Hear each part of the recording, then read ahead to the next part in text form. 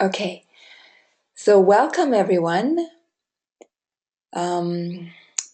This is a webinar to get a little bit into overcoming or how to overcome grief, depression, and post-traumatic stress syndrome, PTSD. All things that I really have had an experience of, maybe more than once even. And I'd like to share a little bit with you of how I overcame that. I feel at this point in my life that I really made it. I feel like I am blossoming right now. And so it is really, I want to pass that on because I feel it is important that we encourage each other always. And especially going through a really hard time, it is even more important. So just relax for a moment. I want to do just a brief meditation.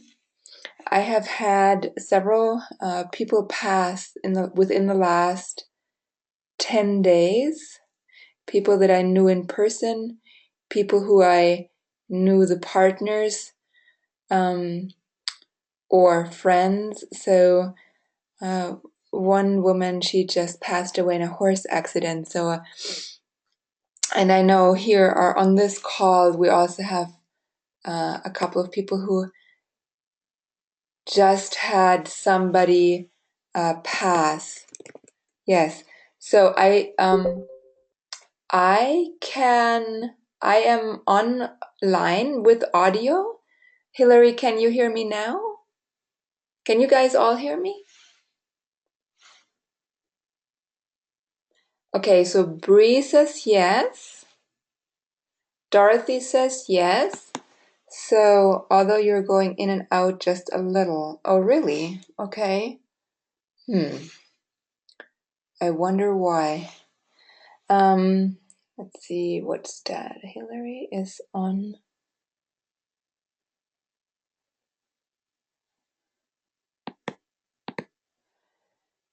So, Hillary, maybe switch to phone or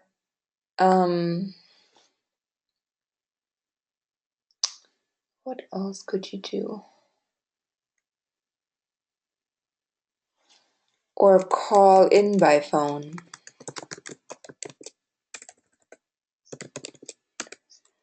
But if you are on microphone, yes, so I hang on, everyone bear with me. Yes, muted, so I cannot hear you, but you should be able to hear me.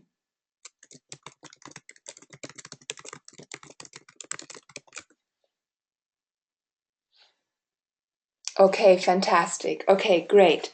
So, and if you have any questions in between, just type it in that little chat box here, and I will see that there's a message. If I don't, just keep reminding me. Okay, so let's just take a moment and honor all those who have just recently passed, because there have been a lot of people that transitioned within the last week or 10 days. So let's just focus on our heart for a moment. Take a deep breath in and let that breath fill with light from your heart and radiate out to all those who have any type of sadness, grief, loss. Really connect with your heart to these people. If you are one of them, if you have just lost somebody, just know we are here holding space.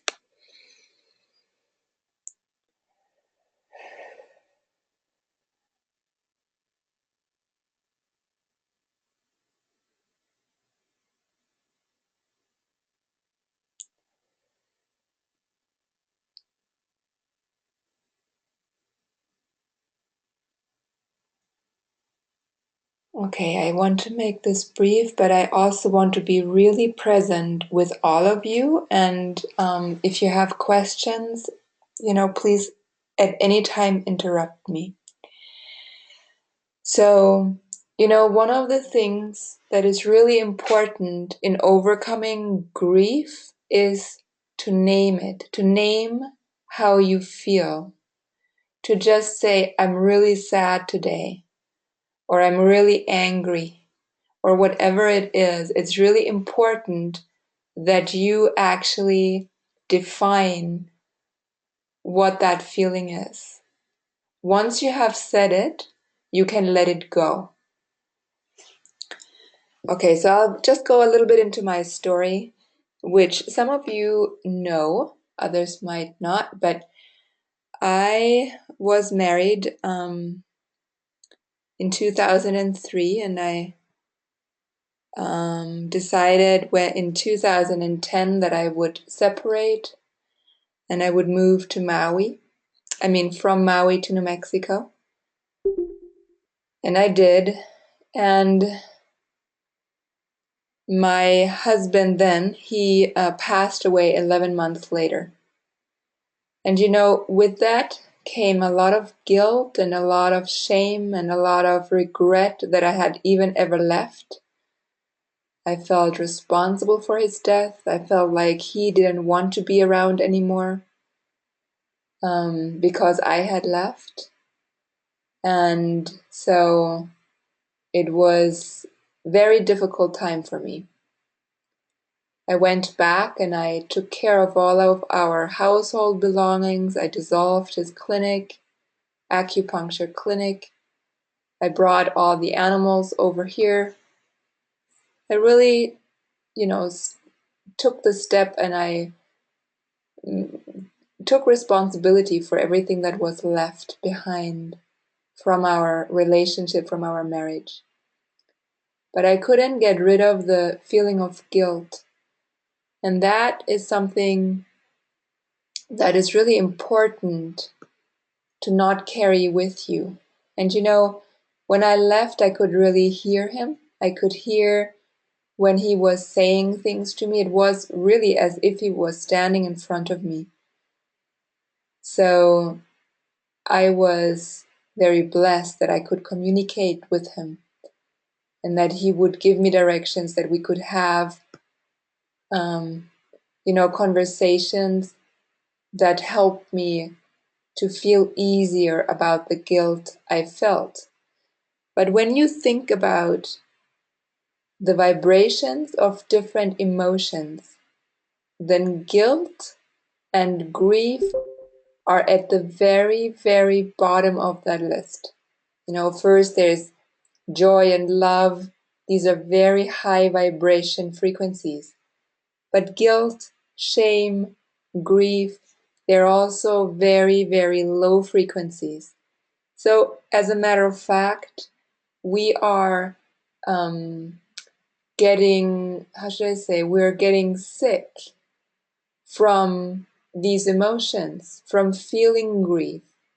And it is healthy and it is okay to feel grief for a while, right? And to welcome it, to embrace it. But then there also needs to be a time where we take care of our body and we acknowledge that these feelings and emotions can be it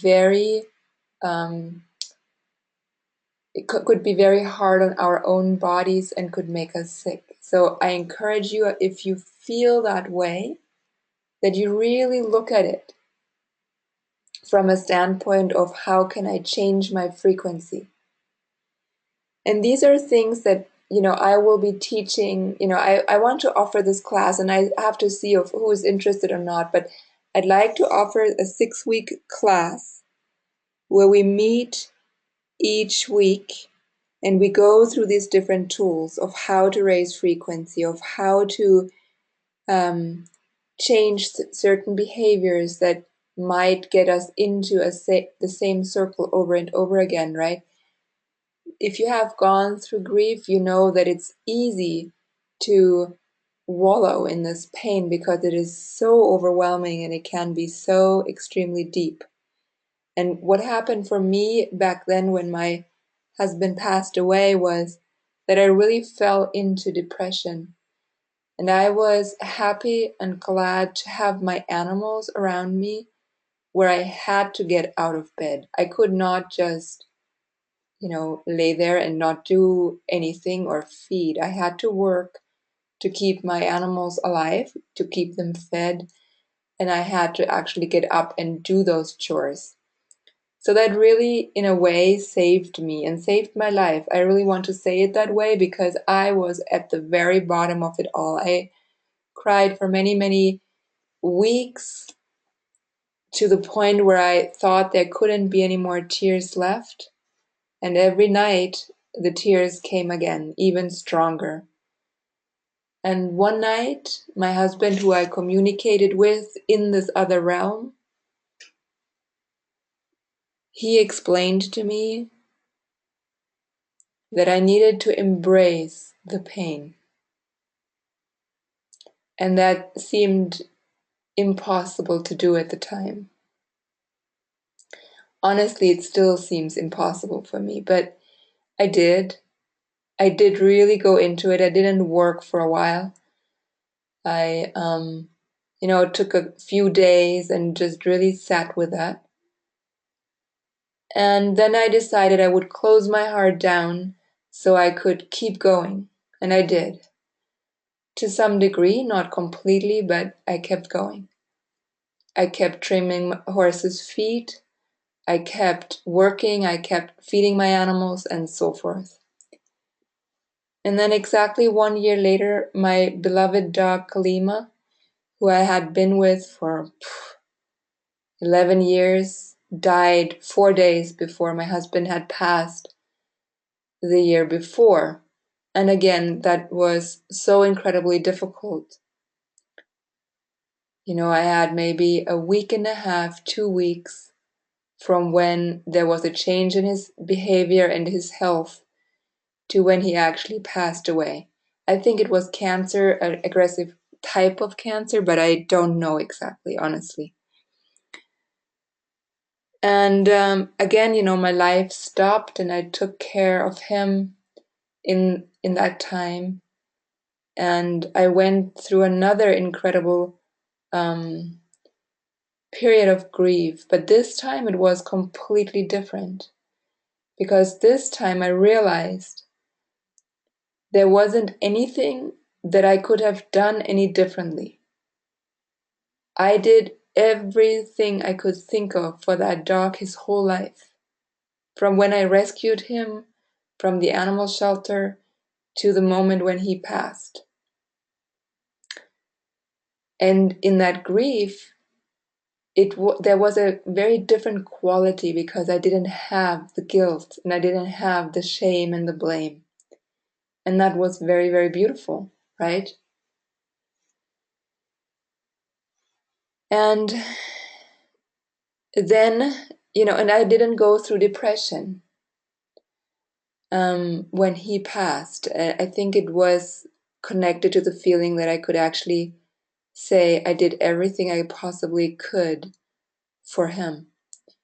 What I couldn't say about my husband, I had left and I had made that choice to separate, and he certainly didn't want that. So then I got my little puppy Olympia, and she was an amazing being. She was incredible. And as you probably all know, she was hit by a car, and Tony called me and he gave me the news that, he had to pick her up or her caller actually, from the police station, that she had been hit by a car and I just barely made it home. And I just cried all night long, and it was really, even though I've only had her for a short time, 1.5 years, it was amazingly difficult. And the very next day, I chose to trim because we were supposed to go on a trip together a couple days later. and I had my accident of being kicked in the face by a mule. So, in that, I had a brain injury, I had loose teeth, I had to have root canals done, I've had, fractures in my face, and on and on and on. I mean, it was really difficult, and I really feel like some of the brain stuff I still have. I don't know if that will ever leave, and it doesn't really matter because I've accepted it. But back then it was very painful. It was very incredibly difficult to get even through. And I don't know what I would have done if Tony hadn't lived with me and just taken over everything, from all of a sudden not having income to feeding horses, dogs, cats, paying my mortgage, and on and on. I had all of a sudden nothing left. And those worries were really difficult to deal with. On top of the pain and the medical expenses, I didn't have insurance. So, and the woman who owned the mule didn't offer to step up. So, anyways, I was left with all that by myself. And, Tony, of course.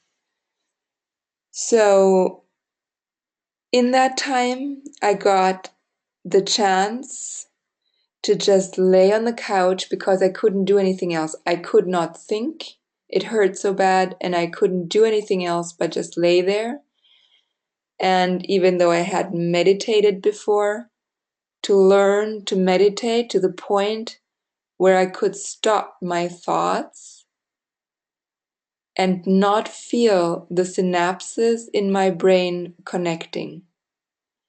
And when I say these words, if I didn't have that experience, I would really not quite understand what that means. It's so subtle, and at the same time, when you do have a brain injury, it is incredibly not subtle because it hurts tremendously if any synapses fire. So I had to learn that. And I learned it quite quickly because it gave me relief. It gave my, head, my brain relief. Any noise was loud and so forth. And, I couldn't be in the light. I had to lay in a dark room. And so through all this, I had incredible anger towards the mule, towards the woman who didn't offer that she would, help me out financially, that, she didn't step up at all, even say an apology of, I'm sorry this happened to you. What can I do for you? There was none of that. I was angry about not ever being able to trim anymore. I knew that then. I knew that, the first day I wanted to go in the pasture, I had to basically jump out of the way of my horses. I couldn't handle them. I could, through the post-traumatic stress, only kneel on the ground and put myself into the fetus position. And I knew that wasn't the right thing to do, but I could not influence my body. So I knew it was dangerous. I had to sell one of my horses that I just felt was really dangerous for me. And that was heartbreaking in itself because I had rescued her from a situation. I loved her and I had started to ride her. All these things that just felt like a huge black hole was opening up in front of me. And, from the grief of my puppy to the pain in my head, to the pain in my knees. I couldn't eat for, weeks until I had the root canals. And even then, I still can't bite into any bread and chew it off, So I saw all this in front of my eyes as a loss. And I was sad about it. I was mad about it. I was angry, upset. I went through all the emotions that you could possibly think of. And then at some point, about, I would say 4 or 5 months later, I thought, okay, I have a choice to make.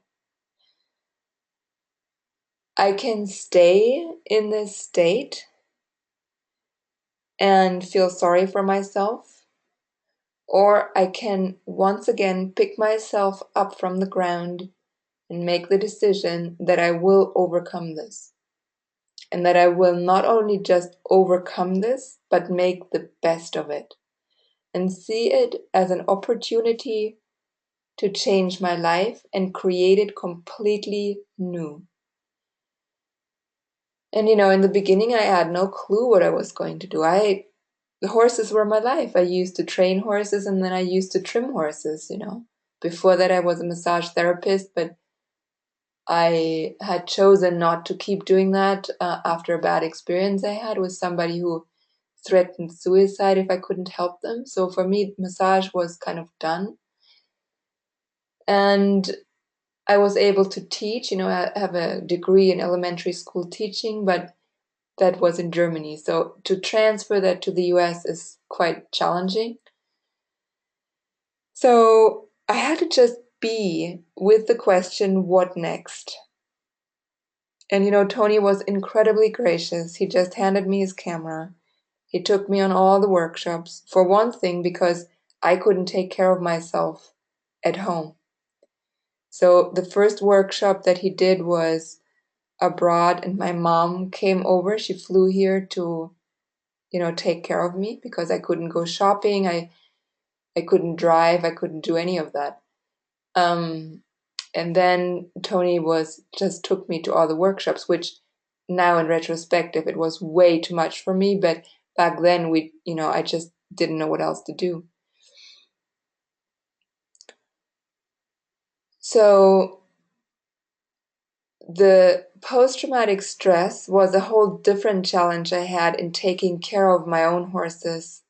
And I still don't really ride. I ride some, but I only ride one of my horses who I 150% trust. He would never do anything to hurt me. The others, I just don't ride. I would never ride somebody else's horse. I'm very careful in the pasture. I think way ahead of everything. Being behind the camera, when you look through the camera and the lens makes it appear as if the horse was closer, it was very, very difficult for me, but it also helped me.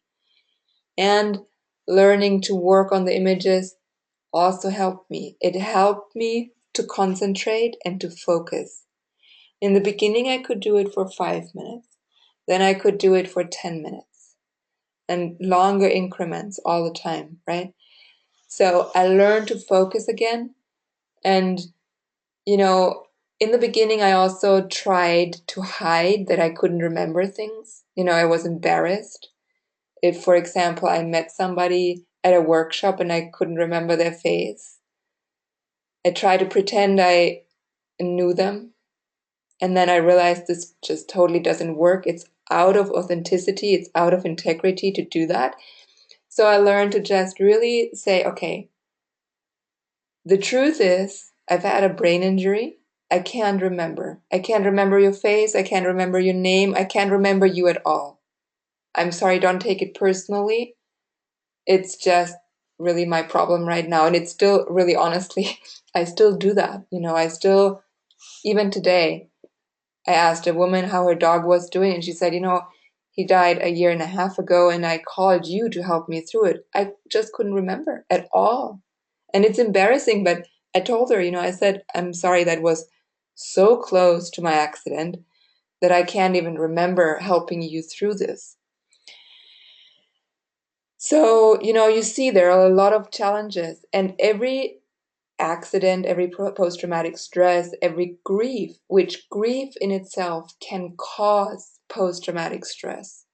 And that's important to know, because when you react a certain way, then at least question if this could be related to post-traumatic stress. Because if it is,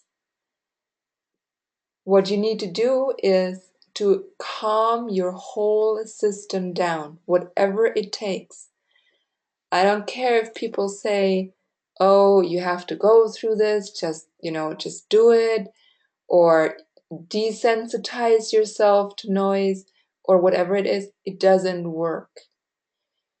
Basically, what I have experienced is that with post-traumatic stress, You need to take care of yourself and remove yourself from the situation and just say, I cannot do it. I don't care what you guys are doing, but I just need to take care of myself. I'm going to go in a different room. I'm going to go out of the house. I'm going to go for a walk with the dogs, whatever it is. And, I learned to do that. I learned to stand up and say, no, this doesn't work for me. Or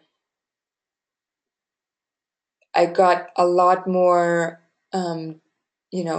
distinctive of where I put my energy, who I helped, which phone calls I would take, how much energy a person was going to require from me. If I knew this conversation was going to go on and on and on, I just wouldn't pick up because I couldn't.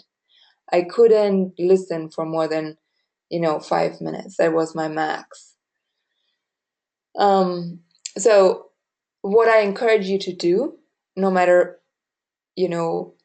what the issue is, if you've had an accident, if you've lost somebody, if you are in extreme pain and grief, you must take care of you. No one else but you. Doesn't matter who else is around you. It's extremely important that you stay true to yourself and not push yourself. It is really counteractive. If you cannot do anymore what you have done before, a profession like I did, well, then the universe will open another way for you to make a living or send you something or send you a blessing. You need to trust, right? So if I can't trim horses anymore, and that was a good income I made, right, every month, and it was there. It took me a long time to find what I'm doing now, pottery, and I love it. And I stepped into animal communication, and I stepped in even more than I already had before, and into long distance healing and all these other things that I'm doing now. I would have never done these things. It was out of my comfort zone, first of all, right? So it was much more easy for me to say, oh yeah, I'm a barefoot trimmer, I'm very grounded. All that spiritual stuff, I just do on the side. I could hide behind that very grounded, I'm a barefoot trimmer. So when I had my accident, I had to really redefine myself and make a choice. Am I going to step up? And when my accident happened, I also knew,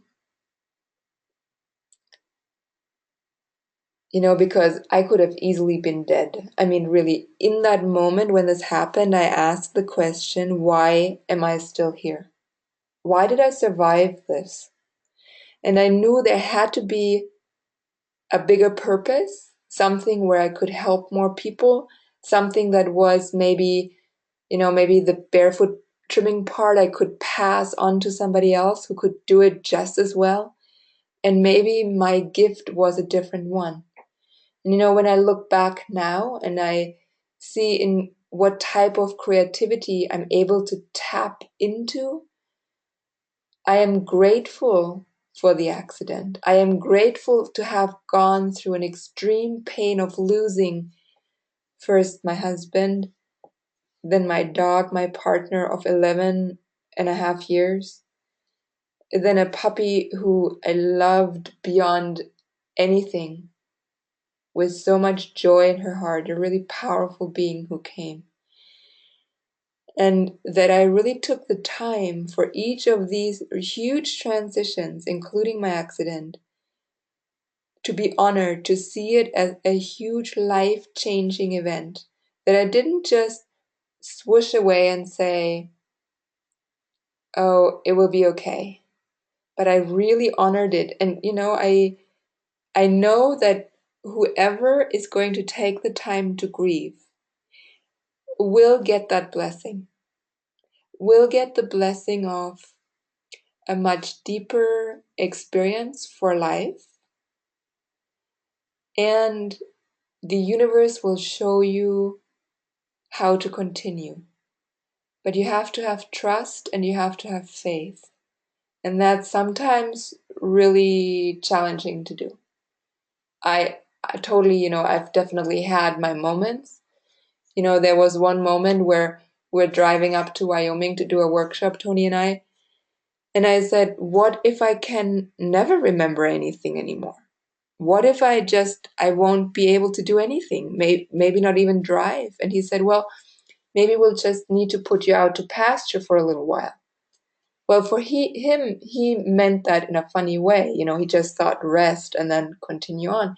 For me, that meant like, you put a horse out to pasture when they retire and you never bring them back, right? I fell apart just from little sentences like that, where I took it so to heart because I wasn't sure was I ever going to be able to do anything again. But I tell you that attitude is everything. So attitude of you're making up your mind that yes, right now, in this moment of grief, in this moment of pain, in this moment of having to deal with post-traumatic stress, that you will make you a major priority. And then you have the next step in front of you and you can take that. And from there you grow. And, I can only tell you from my own life, incredible opportunities have opened up. People that saw how I was struggling and that I was just freaking not giving up asked me to come teach, share my experience, do an animal communication, passed on the word, just really believed in me and helped me that way. But I didn't know this before. I didn't know this would happen. I didn't know that, somebody would invite me to teach somewhere and to speak in front of an audience and things like that. But I trusted the different steps. So, and then I have to say that was pretty amazing last October when we came back from doing workshops in Europe. I just bought a pottery wheel. I went to bed at night and I thought, it would really be fun to do pottery. I don't know, it was just a thought. In the morning I woke up, I went on Craigslist, I found a pottery wheel used in Taos. I bought it. Tony woke up, he sleeps in much longer than I do. And I said, Tony, I just bought a pottery wheel. Would you come go get it with me? And he's like, what? You have never even talked about pottery. But he did. He was very supportive. And in the beginning, I, did pottery in the very, very cold garage. And I took a class and then another class. And then I just made my little studio. And now I feel like I'm getting a grip around it. And I'm doing my own glazes. And I'm selling things. I'm making money again. I mean, it is just amazing. I just did a horse retreat this weekend, which was fantastic. So I guess what I'm trying to say is I want to encourage you because in the beginning you cannot see the first step, but faith and then, all the different pieces. However, I had help along the way, right? I did a lot of the energy work that I did do for other people and animals. I did on myself.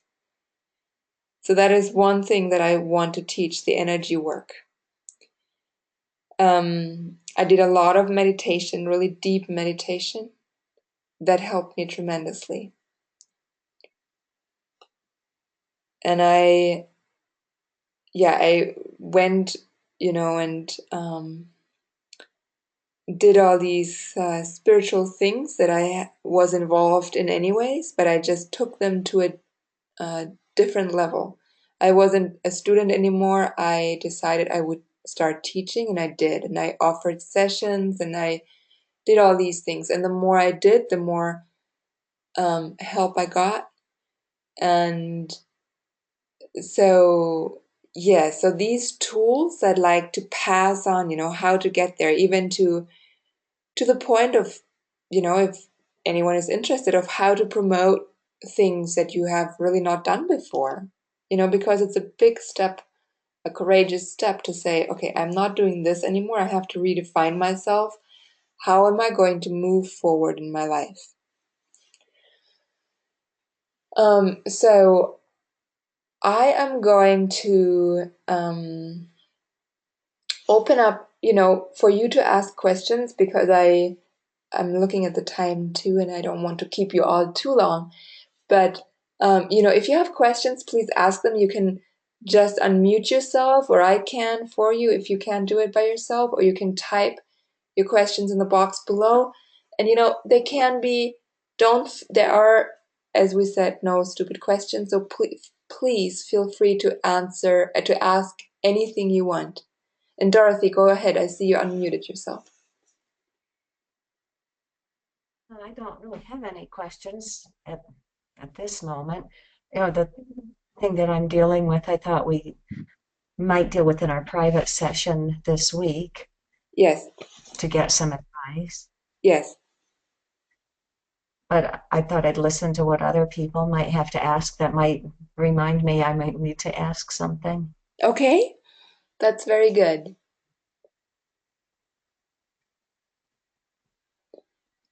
Okay, so then remind me in our private session, to really go into that. Okay, I guess that thing I would mention is all my life, survival has been such an issue that I never could take the time to grieve, and it has always surfaced later with health problems, migraines, and Yeah, accidents. The universe won't let us get away with hiding it for too long. right.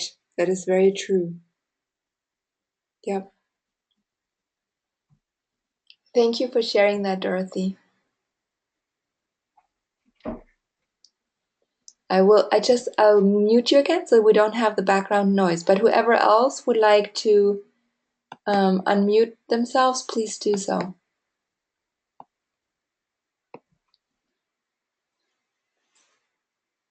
Or if you want to type the questions, you don't want to speak, is completely fine.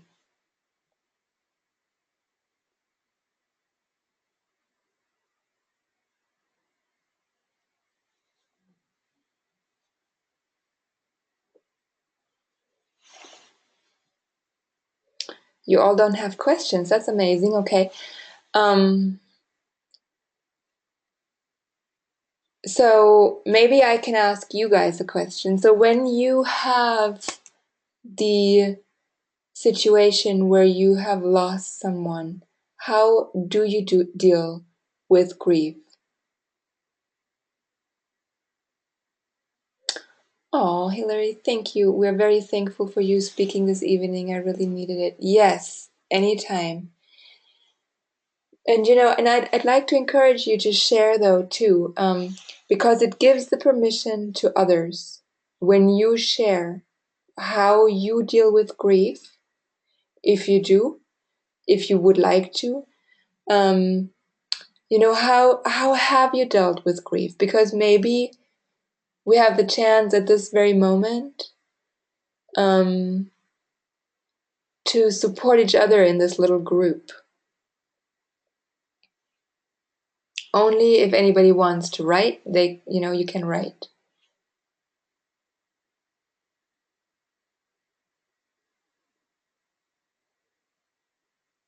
Uh-huh. So,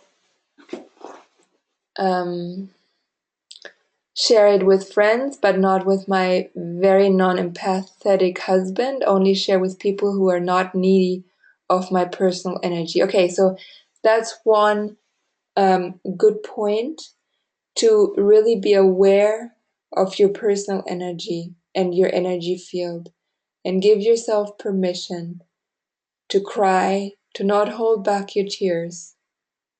It doesn't matter what other people think. It doesn't matter what other people say, especially if you have lost an animal. Now, have I been through that, right? When somebody says, oh, it was just a bird. Oh my God.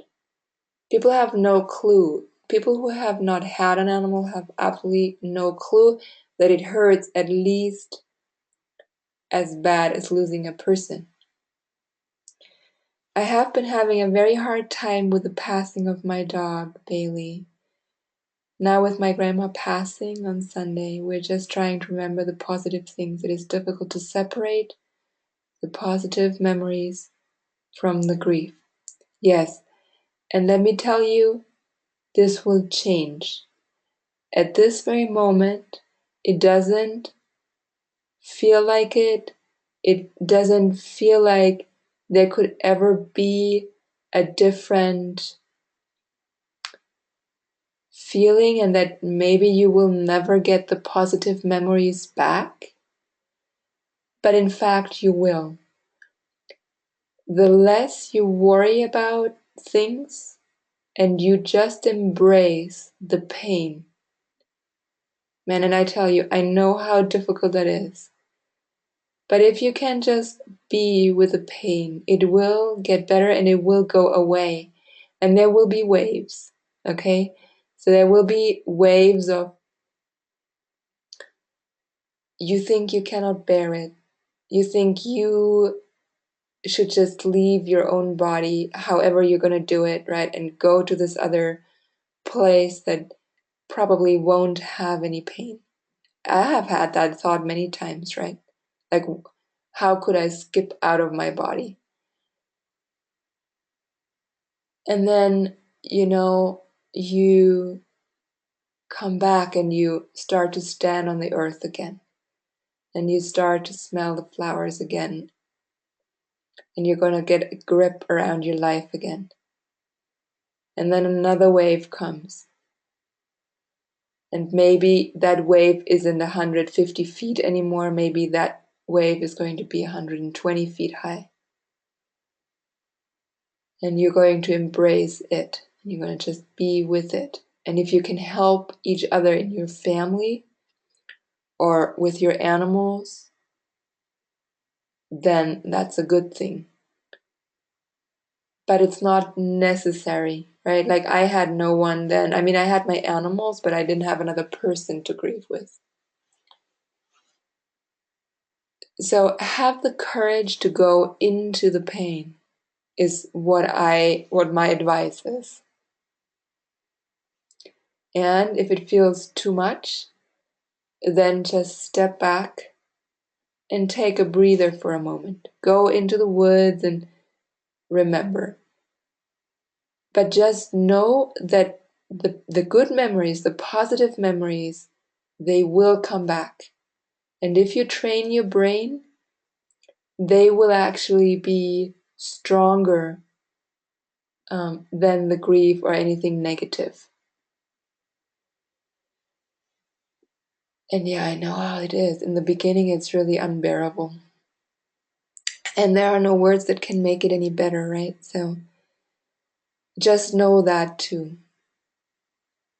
Yes, so that's good. Yeah, so keep going into the woods and, you know, sometimes when you give someone a physical place on the earth where you can connect with them, like if you plant a beautiful tree or a garden and you tend to it, then you can connect with them and be in a way with them where maybe you don't feel the negative emotions quite as bad. And it doesn't have to be something alive, it could be an object as well, just where you know that person, that animal has a place in your life. So make space, make a room for whoever passed away. And then the biggest thing that helped me deal with loss was being able to talk to him still.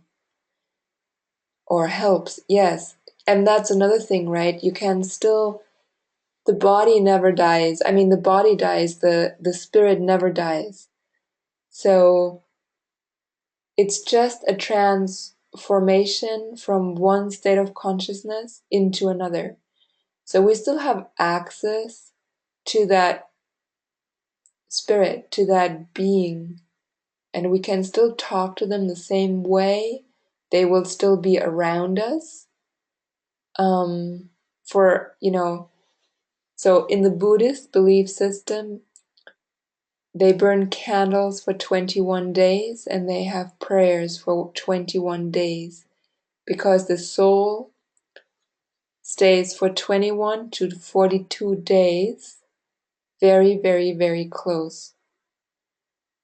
And then they transition, but at the same time, there is no boundary and there is no space and time where you couldn't connect. It's always possible to connect with them. It's always possible to speak with them. In animal communication, I talk a lot with animals that have passed over, and where people want to know how they're doing and what their state of being is, and maybe also resolve things. And I've talked to people as well, because I had to do that, and I know how much it helped me when my husband passed away. I felt so guilty, and I could have a discussion with him why I had left, what needed to happen, all these different things. It helped me tremendously. So I encourage you to take advantage of that, either if you do animal communication or seek somebody who does, or a medium who speaks with another person. These are all options, you have, and that can really help to heal.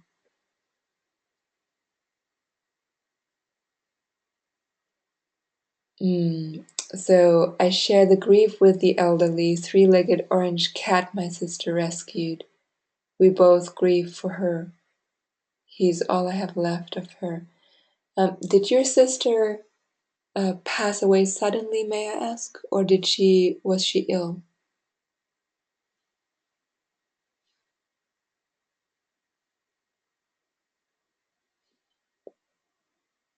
Suddenly is sometimes harder, and in a way, I think some people and animals, they get sick, so they have time to prepare themselves and those around them that they will transition.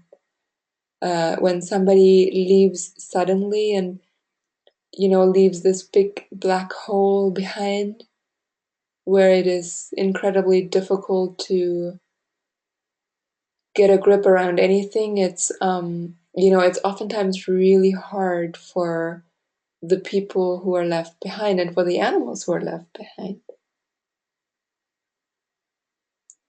So you found out she was on life support and asked that it be discontinued. She had no joy and no possibility for a joyful, pain-free life. Wow. So you had to make that decision. Wow. Okay. Yes, let's definitely work on that in our private session. That's a big responsibility to have. And yeah, I can only imagine what kind of emotions come up with that. I've never been in that situation, but I understand that it's very difficult. Any other questions I may be able to answer?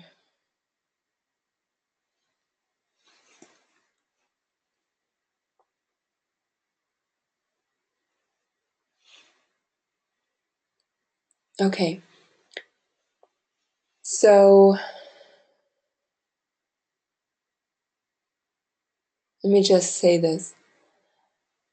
If anyone is interested in doing a class with me where I'm going to share in more detail what tools I use to, get over the grief, depression, post-traumatic stress, let me know and I'll, tell you what I'm thinking of.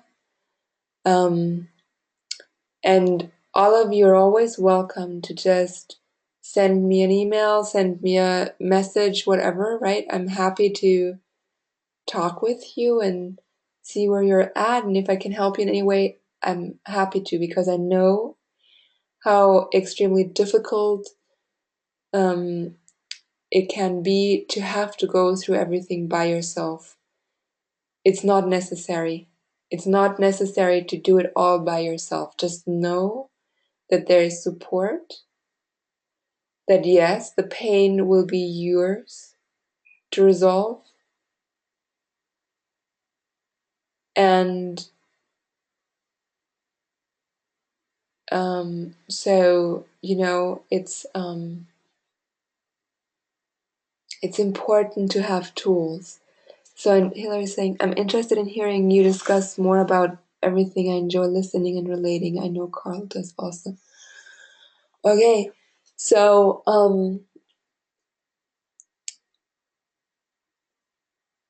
yeah,